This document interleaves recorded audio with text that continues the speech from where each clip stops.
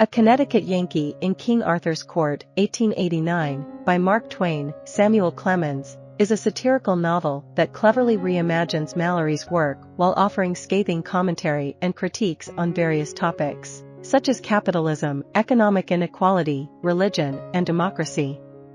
Twain's sharp wit takes aim at the romance genre and the romanticized notions of chivalry, particularly prevalent in the American South during the Civil War era.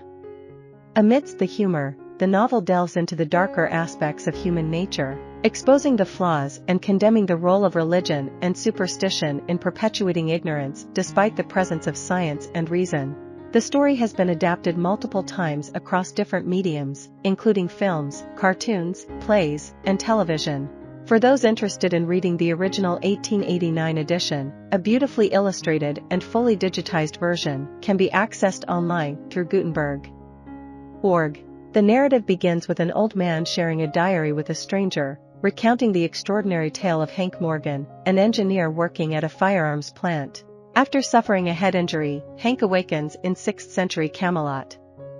There, he encounters Sir Kay, who, in an unchivalrous act, challenges Hank to a joust despite his unarmed state.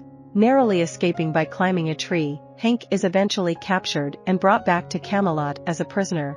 Initially disoriented, Hank believes he may be in an asylum or a circus, but he quickly realizes that he has traveled through time and has become the most intelligent person in the world. In Camelot, Hank faces ridicule due to his unconventional attire and is subsequently stripped naked, facing a sentence of being burnt at the stake. Fortunately, he seizes the opportunity presented by an upcoming solar eclipse and convinces everyone that he caused it, saving himself from certain death. Impressed by Hank's supposed power, King Arthur grants him freedom and appoints him as the second most powerful figure in the kingdom, bestowing upon him the title of the boss. However, Merlin, feeling slighted by his displacement, spreads rumors questioning Hank's authenticity. In response, Hank imprisons Merlin and devises a plan to use lightning rods and gunpowder to destroy Merlin's tower, providing doubters with another miracle to prove his abilities.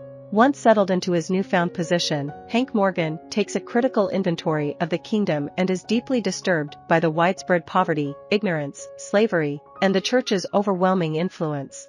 Determined to bring about his vision of freedom and egalitarianism, he contemplates ways to undermine the authority of the church and initiate social reforms throughout the land. Recognizing the popularity of tournaments among both the commoners and nobility, he deems his attendance necessary for effective statesmanship and engages in strategic planning. Hank sets his sights on establishing a patent office, followed by a comprehensive school system that would pave the way for widespread literacy. With education as a catalyst, he intends to introduce the concept of a newspaper to disseminate information and foster intellectual growth. As he immerses himself in the tasks at hand, Hank also becomes entangled in a duel with Sir Sagramore, who proposes a 4-year postponement to pursue the Holy Grail. Hank accepts the challenge, utilizing the intervening time to revolutionize 6th century England with 19th century American values, technological advancements, and modern education. Eventually, King Arthur assigns Hank a quest to rescue 45 princesses held captive.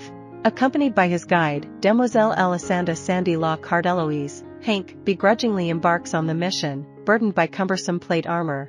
However, he soon discovers that the princesses are not human but rather pigs, and he purchases them all. On their return journey, they encounter pilgrims who inform them of a holy fountain that has run dry. According to Merlin, a demon has taken residence in the fountain, but Hank astutely identifies a leak as the true cause. Taking charge, he orchestrates repairs while feigning an exorcism to allay superstitious fears. In an effort to better understand the lives of the common people, Hank decides to disguise himself as a peasant and mingle with the masses. King Arthur enthusiastically joins him, seeking to experience the life of a commoner. However, Arthur's ineptitude as an actor continually betrays their true identities, despite Hank's coaching on the language and mannerisms of the common folk. As Hank and Arthur continue their journey, they encounter a peasant woman suffering from smallpox. With her sons held captive, unable to work the fields and facing fines, the family falls into destitution and illness. Tragically, the woman passes away shortly after, leaving her sons to arrive too late. Hank and Arthur attempt to blend into the village, but Hank's ill-considered remarks incite anger among the villagers. Fearing betrayal, the villagers decide to take matters into their own hands and plan to kill both Hank and Arthur. Desperate, the two manage to narrowly escape the impending lynching by climbing a tree. Their salvation comes in the form of Earl Grip, who cunningly lures them down and sells them into slavery.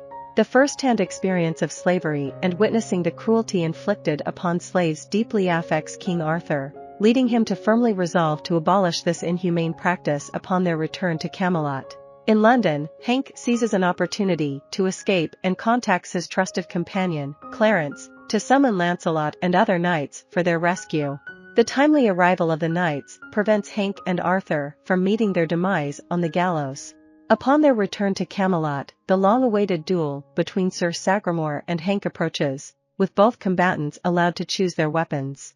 Although Merlin has bestowed an invisibility cloak upon Sagramore, it fails to work, prompting Hank to play along and pretend he cannot see his opponent. Skillfully evading Sagramore's attacks, Hank ultimately subdues him by lassoing him with a rope and unhorsing him. However, Sagramore's refusal to yield forces Hank to defend himself with a revolver, resulting in Sagramore's demise after Merlin steals the rope. 3 years pass since the fateful duel, and Hank reflects on his achievements in modernizing England. His efforts render knight-errantry obsolete, eliminating the need for such practices. Moreover, he finds happiness in his marriage to Sandy and their child named Hello Central.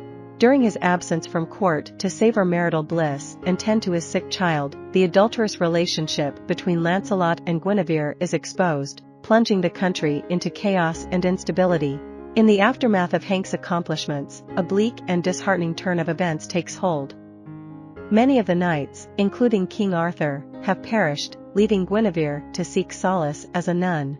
The Church, with its renewed authority, swiftly dismantles and prohibits every progressive change that Hank had brought about.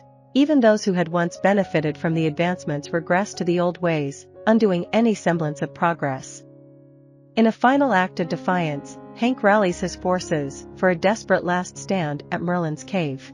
Employing mines and electric fences, they inflict heavy casualties, resulting in the deaths of tens of thousands of knights. However, the victory proves to be empty and filled with desolation. The diary abruptly ends at this point, leaving the reader with a sense of melancholy. Yet, Clarence, in a postscript, reveals that Merlin has cast a spell upon Hank, causing him to slumber for 1300 years. In the present day, an elderly Hank Morgan, having imparted his story to others, concludes his account. I hope you enjoyed this video. Leave a like if you did and be sure to subscribe. Thank you.